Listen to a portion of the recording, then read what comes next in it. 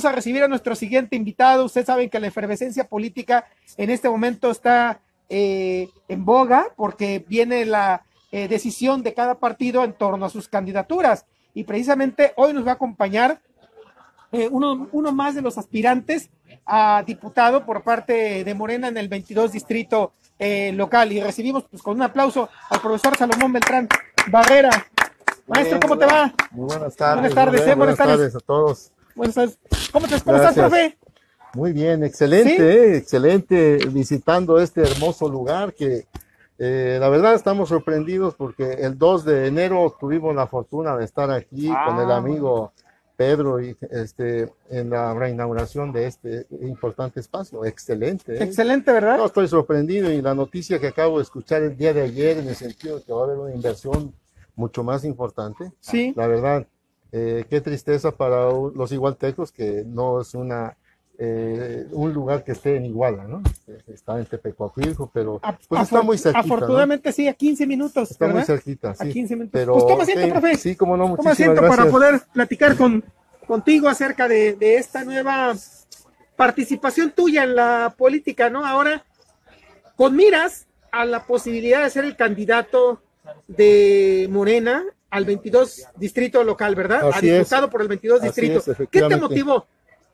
Bueno, para los igualtecos, los amigos que tienen, me han hecho el favor, ¿no? De concederme su confianza o su amistad.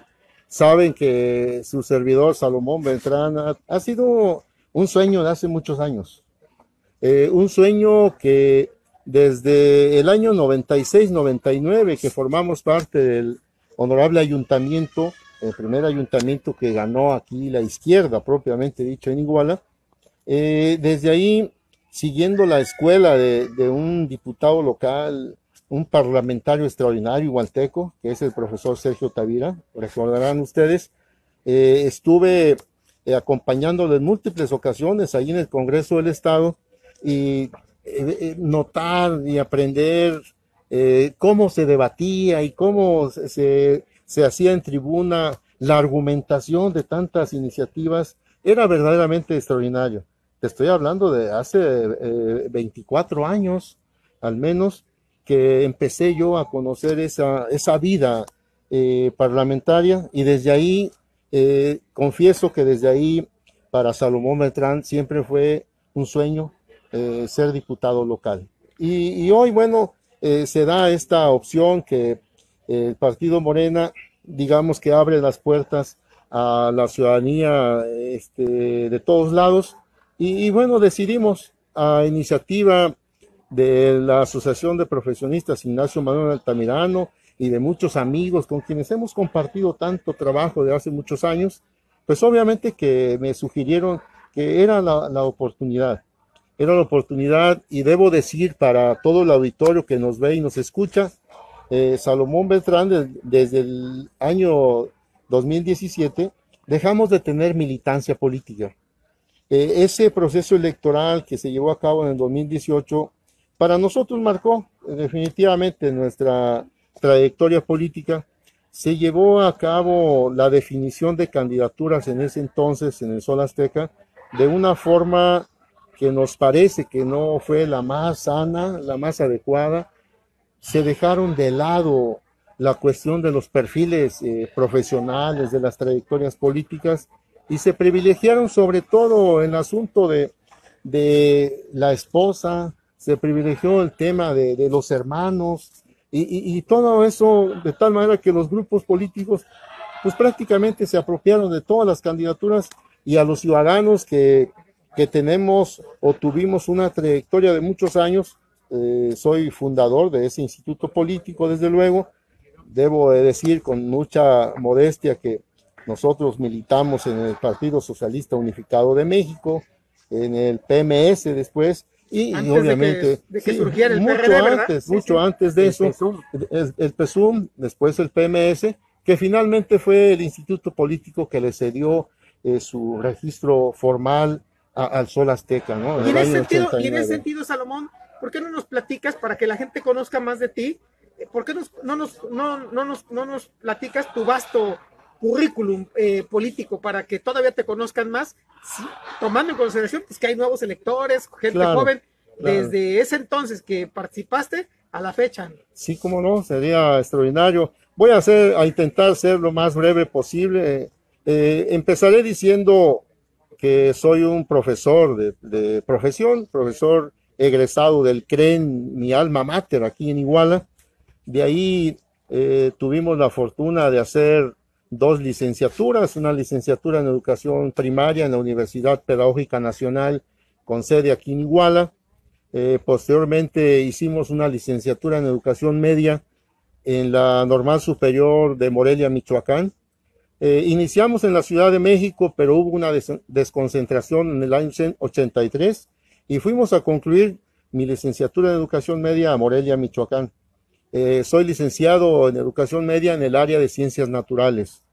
Después hicimos una maestría en ciencias de la educación, obteniendo el grado de maestro en ciencias en el año 2008.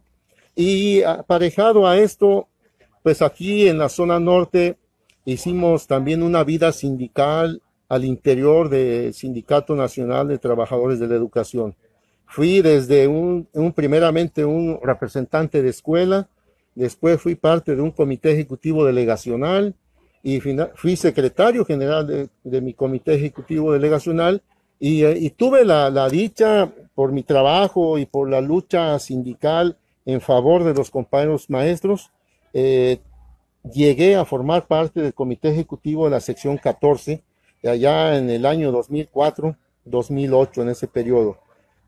Fue tan complicado el paso por esa situación, porque evidentemente un personaje como su servidor que milita en la izquierda, que ya militaba en la izquierda y que lleva las visiones democráticas para la toma de decisiones, pues obviamente que al dirigente seccional en ese entonces, pues no le era tan fácil otorgarme, ¿no?, la posibilidad de gestión.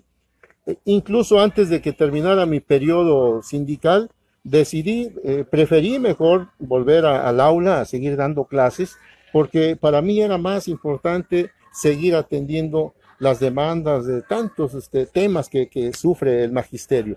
Y eso me permitió ir teniendo contactos en muchos lugares del estado y sobre todo en todos los municipios de la zona norte. Esa vida sindical aparejada con la vida partidaria, pues obviamente que nos fue permitiendo ir incursionando en la vida política partidaria, y eso me llevó, decía al inicio, a formar parte del Cabildo 96-99. El primer cabildo perredista. El primer cabildo, exactamente. En la historia de Iguala. Así es.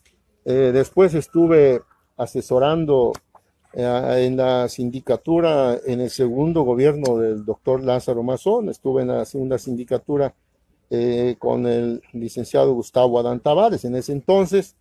Y de ahí, en el año 2009, para ser exacto, un 30 de enero del año 2009, tuve la distinción de el extinto diputado Armando Chavarría, que era el coordinador de los diputados, era presidente del Congreso en ese entonces. Me distinguió nombrándome como docente investigador en el Instituto de Estudios Parlamentarios Eduardo Neri, que depende del Honorable Congreso del Estado, y ahí me empapé mucho más, Julio, amigos del auditorio, me empapé de una forma admirable, cosa que yo no conocía tan de cerca. Ahí pude descubrir a través de la historia de todas las legislaturas que había, quiénes eran los diputados más prolíficos en cuanto a proponer iniciativas en el Congreso. Ahí pude saber cuántos diputados eran los que proponían iniciativas, cuántos, cada uno llegué a concentrar información valiosísima de ver cuántos y cuántos diputados eran, que sí iban pues a hacer lo que les toca hacer a los diputados, es decir, que sí iban a legislar. Porque pues hay muchos diputados que, disculpen la expresión, pero muchos legisladores que van pues simplemente a levantar el dedo, ¿no? Y obviamente esa investigación que nosotros pudimos hacer en ese entonces nos permitió saber ese detalle que te acabo de de informar. Después de ese paso por el Instituto de Estudios Parlamentarios, ya en el 2011, en la campaña del gobernador Ángel Eladio, periodo 2011-2014, estuvimos formando parte de su estructura de campaña. Fui coordinador del Distrito 23 en ese entonces, y de ahí me permitió enlazarme con el equipo cercano de ese entonces candidato, y gracias a ello pues tuvimos la fortuna de ser nombrados como subsecretario de Política Social de la Sedesol en el gobierno del estado, y que ahí jugamos un papel, yo diría, preponderante por todo el sistema de desastres que nos tocó vivir en ese entonces. Fue, cada vez que viene a mi mente esa historia, es sumamente, no sé cómo explicarlo, en el sentido de que un gobierno con tantísimos problemas que hubo, llegando en el 2012, un 20 de marzo, para ser exactos, se presenta el sismo del 2012, que tuvo como epicentro una población precisamente de Ometepec, el municipio originario de Don Ángel Eladio, y tuvimos que instalarnos más de 3 meses, estuvimos viviendo ahí en Ometepec, atendiendo, censando las viviendas dañadas. Fue un trabajo arduo de semanas y semanas, y de ahí casi todos los municipios de la Costa Chica atendiendo. Un año después se da la situación de la tormenta Ingrid y Manuel, sí, imagínate nada más, y otra vez una infinidad de daños, otra vez en la Costa Chica, en la zona centro. Costa Grande quedó incomunicada. Acuérdense que el puente de Coyuca de Benítez se destrozó. Abajo, sí, y entonces tuvimos que andar todas esas partes de la parte alta de Atoyac. Sucedió un desastre impresionante en La Pintada, un pueblo muy pintoresco, y que fue sepultado prácticamente toda la población, y muchos decesos en ese. Sí, un episodio muy triste y lamentable, muy ¿verdad? Triste, y que tuvimos que andar allá atendiendo otra vez infinidad de tiempo por estos lugares. En fin, podría seguir mencionando un sinfín de historias.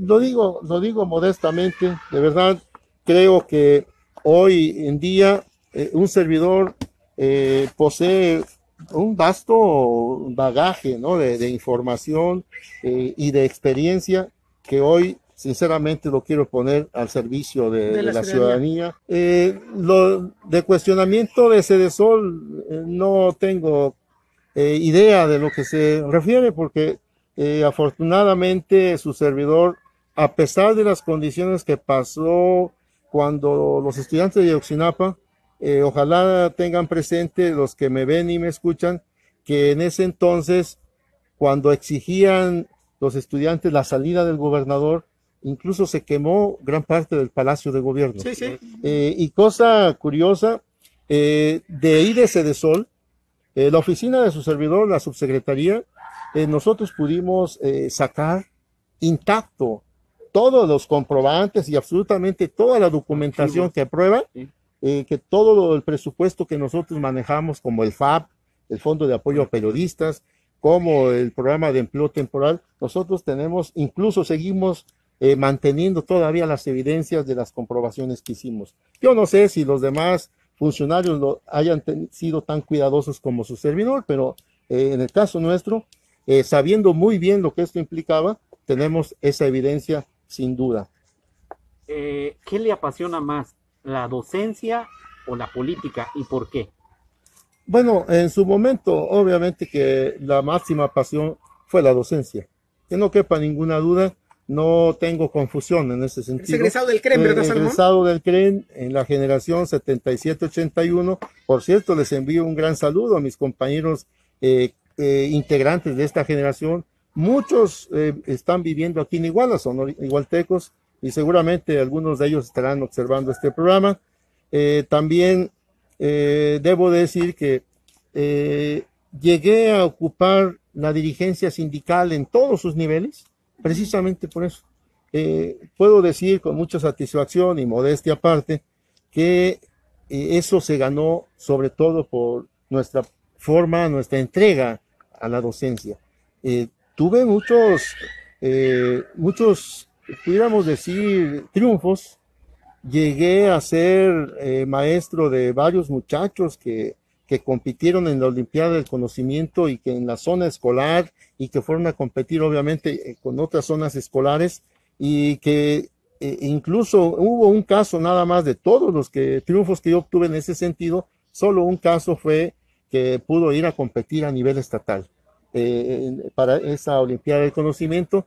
A nivel estatal ya son los que pueden ir a visitar al presidente de los Estados Unidos mexicanos. Entonces, todo eso yo diría que se logra pues precisamente por la dedicación y porque sí nos gustó, disfrutábamos mucho la docencia. Muchos de mis exalumnos de la escuela primaria 16 de septiembre de la colonia Tamarindos y finalmente en la Club de Leones, ahí del centro de la ciudad, hoy en día son extraordinarios profesionistas. ¿Cuántas generaciones habrás tenido, Salomón? Confieso no conocer el dato, pero desde que llegué a trabajar a la ciudad de Iguala en diciembre de 1991, desde ese entonces, solo en una ocasión di clases a primer grado. Fíjate, cuando llega uno a la ciudad, sí, lo primero que hacen es darle... ¿En dónde estuvo tu primer plaza? En el municipio de Cirándaro de los Chávez.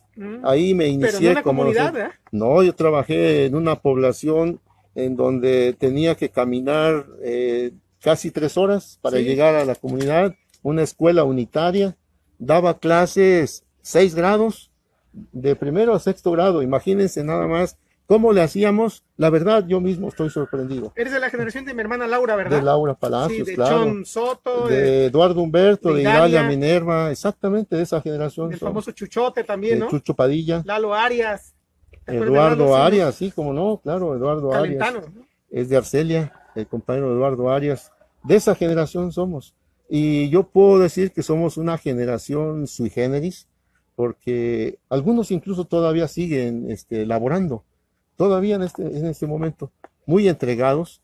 Y obviamente que eso nos causa mucha satisfacción, pero a tu pregunta, perdón, yo complementaría diciendo, después que empezamos a hacer vida política sindical, es cuando nos vemos involucrados en la política partidaria. Siendo maestro y líder sindical, te empiezas a dar cuenta de las grandes demandas, ¿no?, que tienen los maestros, los diferentes abusos que tenían las autoridades con los maestros.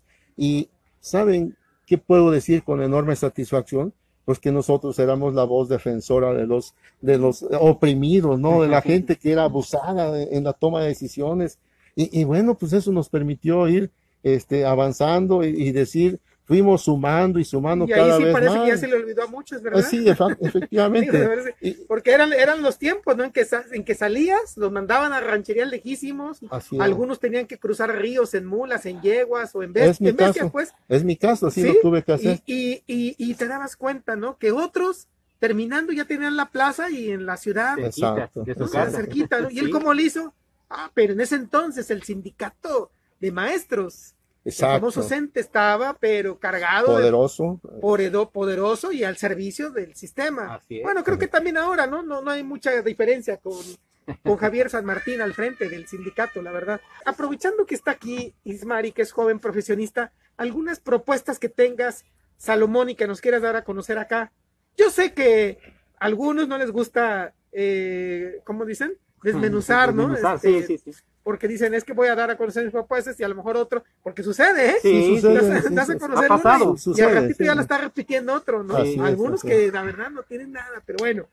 Algunas propuestas, Salomón, 2 por lo menos. Voy a tocar 2. Miren, es evidente que haber entregado 35 años a la docencia no es cosa menor. Y hoy cada vez que nos entrevistamos con la gente que me brinda el apoyo y la confianza, muchos de ellos son maestros, y me han obviamente sugerido con mucha precisión hacer planteamientos concretos en cuanto a ese ámbito y conocer perfectamente las tripas, digamos, del sistema educativo en el Estado. Yo puedo decir, necesitamos... Final del sistema educativo. Así es. Mira, tenemos un sistema educativo verdaderamente obsoleto, sin duda alguna. Y yo plantearía de manera muy específica ir al Congreso del Estado necesitamos adaptar o adecuar la ley de educación. Hoy para mí es lamentable lo que viven los padres de familia en las instituciones educativas. Se les saturan de exigencias de cooperaciones, van a inscribir al niño desde preescolar, primaria y secundaria y no lo inscriben si no es que ya pagó una aportación inicial. A ver su comprobante de que ya hizo su pago.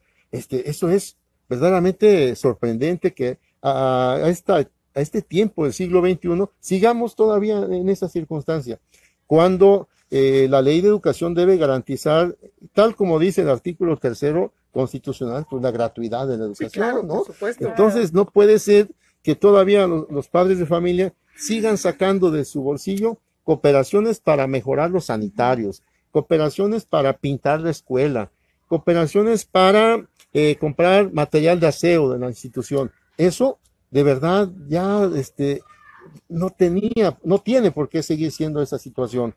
Entonces la ley de educación en el Estado debe adecuarse para que sea el gobierno del Estado, en su caso, pues quien garantice esta situación que estoy planteando. Y viviendo o analizando las circunstancias que provocó la pandemia en este año que llevamos, fíjense que siento tristeza, malestar y admiración a la vez, porque como hoy los maestros, cómo están dando su clase a través de un teléfono celular, de ahí están transmitiendo en Facebook las clases a sus niños. Es increíble. Cuando debieran tener o debieran ser dotados por el sistema educativo, pues cuando menos de una laptop, que la pantalla pues cuando menos sea más accesible y el teclado igualmente, ¿no? Para que la visibilidad de sus alumnos pues también sea mucho mejor. Hoy batallan los padres de familia en este caso para estar haciendo tareas, para estar haciendo las actividades diarias o cotidianas de los niños. Creo que hoy está debiendo el sistema educativo ante esta situación. Eso debe estar previsto desde luego en la ley de educación, que ante circunstancias como en este caso de un desastre natural como el que estamos viviendo, pues debe atenderse también con una parte sustancial de presupuesto de parte del gobierno del Estado. Y eso lo tenemos que prever en la ley de educación en el Estado. Ese sería un tema fundamental. Y el siguiente tema que yo he analizado también con mucha profundidad, pues es el tema de la ley de fiscalización. El Congreso del Estado, pues precisamente es el que debe jugar la contraparte o el equilibrio entre el Ejecutivo, el Poder Judicial, y entonces está ahí una instancia en el Congreso del Estado que se llama la Auditoría General del Estado, que es la instancia que fiscaliza que las partidas presupuestales que llegan a los ayuntamientos, que se destinan a las diferentes dependencias gubernamentales, se deben de vigilar que el presupuesto se maneje con transparencia. Que sea transparente, sí, claro. Qué situación vivimos, ¿no? En este tiempo hay una completa opacidad, la verdad, en el manejo del presupuesto público. No podemos seguir en estas condiciones. Si queremos ser acordes con lo que está planteando nuestro presidente de los Estados Unidos mexicanos, también tenemos que fiscalizar de una manera muy estricta cómo se maneja los dineros del pueblo. Entonces no puede ser que vayan al Congreso del Estado diputados locales que solamente vayan pues a cumplir, a cobrar y no le den o no le entreguen nada a la población. Creo que ahí podemos marcar una diferencia en comparación con la diversidad de aspirantes que hoy se han presentado aquí para el caso específico del Distrito 22. Creo que tan solo esos dos temas daría suficiente para pasarnos aquí mucho tiempo debatiendo, explicando, pero acorde, insisto, con los preceptos de la Cuarta Transformación, necesitamos transparentar el presupuesto público. Sin duda. En el gobierno del Estado hay también una dependencia que es la Contraloría General del Estado y que igual, pura opacidad. Es de verdad para mí lamentable. No se conocen con mucha claridad la forma como se utiliza el dinero, que es finalmente el dinero del pueblo, ¿no? Y en ese sentido, nosotros proponemos, desde luego, garantizar que ahí en el Congreso del Estado, con la confianza que yo espero que la ciudadanía del Distrito 22 nos pueda otorgar dentro de unas semanas, que se vaya definiendo quién es el candidato a diputado local primero y después en la elección constitucional, pues desde luego que yo plantearía que se den la oportunidad, que llegue un diputado que tenga un compromiso social bien claro, bien definido. Eso agregaría, porque además pues tenemos que decirlo con mucha claridad, se avecina una contienda electoral el próximo 6 de junio, va a ser una contienda electoral verdaderamente competida como nunca en la historia, yo creo, del país y de nuestro estado. Sí. No, tenemos que ir, o se tiene que ir con los mejores hombres, con las mejores propuestas. No tiene caso mandar, por mucha tal vez popularidad que tenga o por la cercanía con dirigentes del partido Morena, simplemente por eso, pues enviar como candidato o candidata exactamente, cuando hoy la contienda va a ser verdaderamente competida. Sí, va a ser muy extremadamente competida. ¿Por qué tendría que estar Salomón Beltrán Barrera entre los 4 mejores aspirantes a la candidatura del 22 distrito? ¿Por qué? Brevemente diría yo que primero pues pongo al servicio de la opinión pública de la ciudadanía igualteca, primero nuestra experiencia. Creo que la experiencia cuenta mucho. Tenemos experiencia profesional, tenemos experiencia en la administración pública, que eso es muy importante. Formamos parte de un cabildo, ese es el primer eslabón o el primer escalón para saber cómo se lleva a cabo el tema de una legislación. El cabildo es prácticamente un congreso en el municipio. Esa es la función de un cabildo. Y haber vivido ya esa etapa, haber formado ya parte de un cabildo, y vaya que un cabildo en ese entonces muy productivo, ¿no? Recordemos quienes formaban parte de ese cabildo, grandes cuadros de la izquierda, ¿no? Basta mencionar tan solo el caso del gran maestro Homero Salgado, ¿no? El compañero profesor Baltasar Patiño en ese entonces, el síndico en ese entonces Juan Adán, por citar solo algunos casos. Estaba el profesor Luis Mojica, estaba muchísimos más compañeros, muchos profesionales. Y, Juan Arredondo. Exacto, Fernando Durán Chávez, también extinto ya, en fin, tanta gente que entregó su experiencia. Y bueno, formar parte de un cabildo, insisto, es parte, prácticamente es un ensayo ya de lo que es un congreso. Así yo diría eso. Esa es una parte de la trayectoria, y lo digo con mucha convicción. Mira, Julio, tú me conoces de hace muchos años, sabes mi vida social aquí en Iguala. De verdad, yo puedo decir con mucha tranquilidad, Salomón Beltrán puede andar en Iguala con la frente en alto. A pesar de esas experiencias, esos puestos que he tenido, nosotros no tenemos nada de qué escondernos o por qué andar ocultándonos. Nosotros seguimos haciendo nuestra vida cotidiana.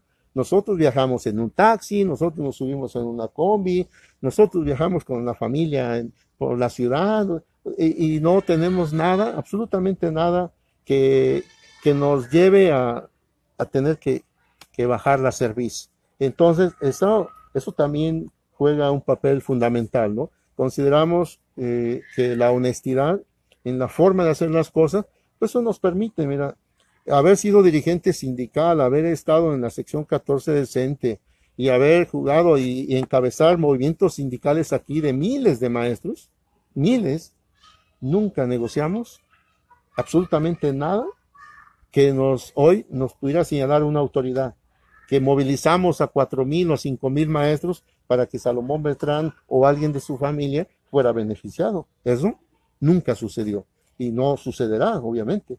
Eso creo que esa es la distinción que pudiera marcar una diferencia, y por eso yo hago un llamado y lo digo con mucha convicción. Hoy tenemos la oportunidad, los igualtecos que viven en el Distrito 22, podemos sin duda alguna que juntos escribamos la historia.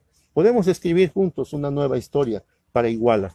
Yo les ofrezco esto con mucha sinceridad, con mucha convicción, y estoy convencido que esta oportunidad que nos da el partido Morena, voy a tocar el tema de la pregunta de hace un momento. Efectivamente, yo no soy militante de Morena, nunca voy a decir que soy militante de Morena cuando no lo soy. Sin embargo, sí dejo en claro, así a todo el auditorio, desde el año 2017, yo dejé de tener militancia política en un partido, porque la definición, decía ya, de las candidaturas en ese entonces me llevó a desistir de seguir siendo, digamos, solapador de esa forma de tomar decisiones, y decidí mantenerme al margen. Ya no estoy empadronado en ningún partido hoy, por eso tomé la decisión de participar en Morena. Sin embargo, sí puedo decir también y afirmar categóricamente, a pesar de lo que muchos señalan, yo soy obradorista, porque en el año 2006 yo apoyé a López Obrador, porque fue nuestro candidato a presidente de México, y tuvimos que estar en la Ciudad de México semanas y semanas allá en un plantón en el centro de la ciudad. Muchos de los que hoy pueden decirse obradoristas o morenistas no saben esa historia, ni mucho menos vivieron esa historia de estar acompañando a Andrés Manuel allá en la Ciudad de México cuando se dio el fraude del año 2006. Nosotros ahí estuvimos varias semanas durmiendo en la plancha del Zócalo capitalino. Lo cual te respalda como a muchos otros, ¿no? Podrán no ser de Morena, pero además la convocatoria no dice pues que tienen que ser militantes de Morena para poder participar. Al contrario, Morena lo ha abierto a la libre participación. Ya hemos comentado aquí indistintamente que con Rubén aquí como comunicadores luego decimos, pues no estamos de acuerdo con fulano, mengano, perengano, que nada más así se registraron, pero vamos a defender con todo el derecho que tienen a participar. Definitivamente. Por eso Morena abre su proceso para la libre participación, ¿no? Y adelante. Viene un proceso electoral muy difícil, lo acaba de mencionar, muy difícil. Yo veo 2 puntos en contra de Morena en el distrito, estamos hablando del distrito 22. El primero, esta alianza PRD-PRI, y el segundo, que en la boleta no va López Obrador. ¿Cuáles son las características para que pueda ganar Morena ante esas 2 adversidades que yo veo? Mira, yo creo que ante el conflicto, por ejemplo, que se dio en la alianza primera que mencionas, yo creo que hasta este momento yo no veo que esa alianza esté debidamente cohesionada. Y lo vemos y lo palpamos aquí en Iguala. Yo no veo que la militancia tricolor y la militancia amarilla, yo no los veo cohesionados, o no los veo que ni siquiera me imagino pues en el escenario que salgan juntos a apoyar una propuesta en conjunto, ¿no? O una propuesta unitaria. No lo veo en el escenario, porque además los militantes del Sol Azteca son gente probada de la izquierda. De eso estoy totalmente convencido, y la gente nos lo decía. ¿Y saben por qué Salomón Beltrán tomó esta decisión? Pues porque la gente estaba diciendo, oye, no puede ser que no te queremos ver, que tú vayas en un momento dado, si no pone candidato el Sol Azteca, te vas a ver ahí levantando la mano o apoyando al tricolor. Evidentemente yo decía, no me veo yo en ese escenario. Nunca lo hice en mi juventud, cuando me ofrecían o me sobraban oportunidades de ofrecimientos, ¿no? Sí. Menos ahora ya en esta etapa de la vida, cuando qué ejemplo le podría dar yo a mis hijos, ¿no? A mis nietos hoy, que ya tengo la oportunidad de tener unas nietecitas. Imagínense qué ejemplo le podría dar, ¿no? Un luchador de izquierda de toda mi vida, y que ya al final de su existencia hagamos todo lo contrario. Eso por un lado. Pero por otro lado, yo creo que sin que Andrés Manuel aparezca en la boleta, creo que las acciones que está haciendo nuestro presidente de México son de tan alto impacto que hoy en día, de manera espontánea, se va a ver plasmado en la votación el 6 de junio. ¿En qué sentido digo esto? Mira, la atención a los adultos mayores, la atención a los jóvenes estudiantes que ya hoy están obteniendo su beca sin ningún intermediario, sin nadie, más que directamente ya los jóvenes del bachillerato, su beca. Nada de que a unos sí, a otros no, selectivo, no, todos parejos tienen su beca. Jóvenes construyendo el futuro, otro programa de aprendices, ¿no? De trabajadores. Oye, son cientos y cientos de jóvenes beneficiados y bueno, hay críticas hacia varios programas, pero los que están obteniendo el beneficio piensan de otra manera. Y todo eso obviamente va a impactar. Imagínate nada más a los adultos mayores, empezaban dándoles anteriormente una cantidad X y hoy, con la llegada de Andrés Manuel, imagínate cómo se ha incrementado. En muy breve tiempo se ha multiplicado ya el apoyo a los adultos mayores, multiplicado en el monto, ¿no? Sí. De 600, 700 pesos, 800 pesos, me parece que era anteriormente, hoy ya van en 2.500.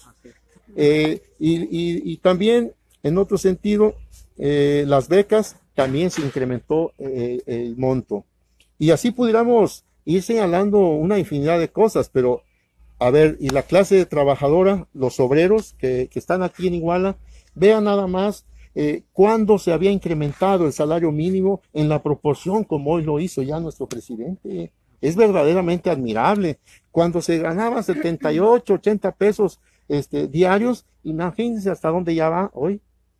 Entonces, esos beneficios, obviamente, se van a ver manifestados, sin duda alguna, el próximo 6 de junio. En ese sentido, creo que nosotros no tenemos duda de que vaya a suceder algo imprevisto. ¿Van a ganar la gubernatura? Estoy convencido que sí. ¿Sí? Estoy convencido que sí. ¿Quién sea su candidato? Estoy convencido que va a ser un candidato emanado de la Cuarta Transformación, el próximo gobernador del estado. No tengo ninguna duda de eso.